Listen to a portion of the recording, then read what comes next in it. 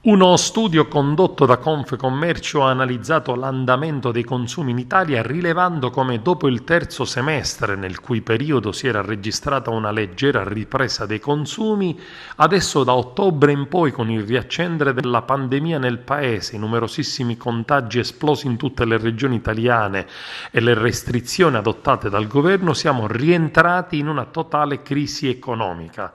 A farne le spese sono soprattutto i consumi. Non a caso l'indice di riferimento calcolato dall'ufficio studi di Confcommercio scende dell'8,1% rispetto allo stesso mese del 2019 a causa della caduta dei servizi.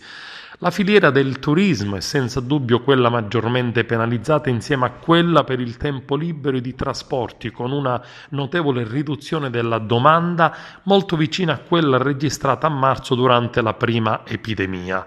Stessa cosa per i prezzi.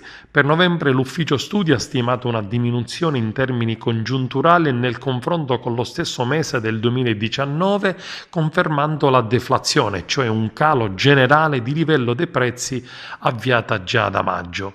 Immediata la risposta del presidente di Confcommercio Sangalli: è necessario ed urgente per l'aggravarsi della situazione economica prevedere subito moratorie ed indennizzi. L'aggravarsi della pandemia e nuovi lockdown pesano sulla nostra economia già provata dalla crisi, ne risentono i consumi e crescono i rischi per l'atteso rimbalzo del PIL nel 2021.